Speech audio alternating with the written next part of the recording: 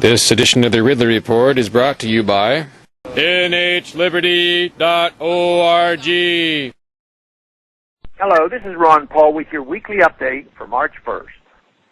Last week I had the opportunity to bring up spending and transparency in two important hearings. On Wednesday, I questioned Federal Reserve Chairman Ben Bernanke on some highly questionable uses of funds at the Federal Reserve. And on Thursday, I asked Secretary of State Hillary Clinton about exorbitant spending at the State Department. It is extremely important to continue bringing these issues up, especially in light of our difficult economic times when so many are out of work, as I saw up close in my district at the Oceans of Opportunity job fair in Galveston 2 weeks ago.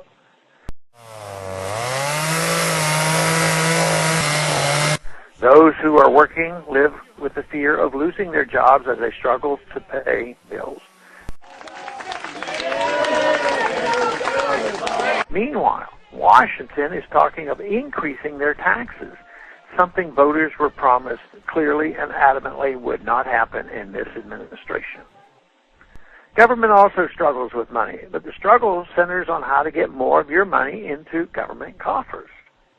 Rather than expanding the federal budget in the face of economic downturn, we should be focusing on eliminating waste and being the very best stewards of public funds that we can possibly be.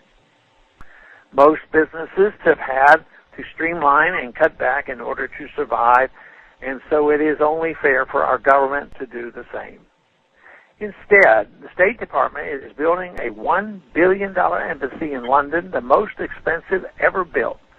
The plans even include surrounding it with a moat. I asked the Secretary of State about this massive expenditure, and she claimed the funds for this were coming from the sale of other properties. If money can be saved, then save it. Don't spend it on such an extravagant structure overseas when people back home can't find jobs or pay bills. Not only that, but the administration has committed to doubling foreign aid. That is one promise that is likely to be kept despite our economic crisis. I asked Chairman Bernanke about Federal Reserve agreements with foreign central banks and if he had any conversations about bailing out Greece, which he flatly denied. However, he recently announced that the Federal Reserve will be looking into Goldman Sachs' derivatives agreements with Greece.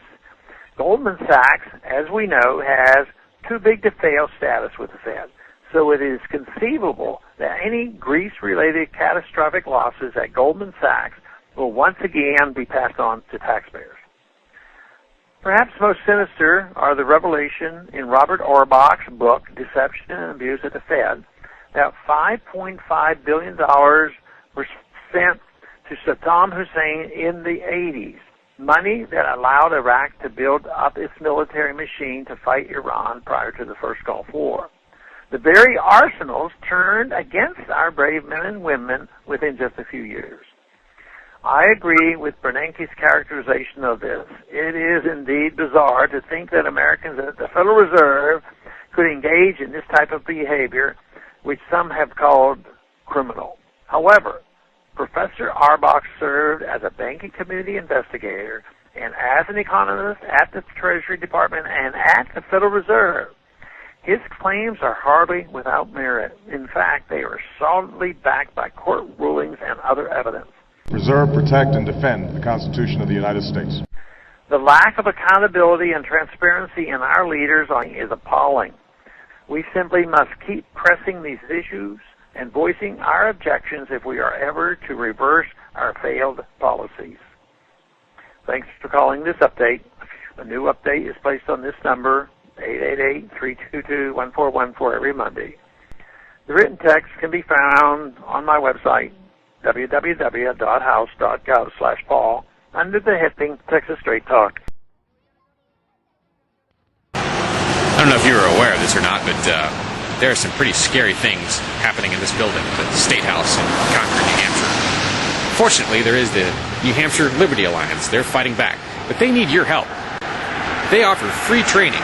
They offer courses, ways that you can learn how to be most effective in fighting for liberty inside the State House. Visit NHLiberty.org to find out when the next class is. If you take it, you'll be a much more effective voice at stopping these folks from taking away your liberty.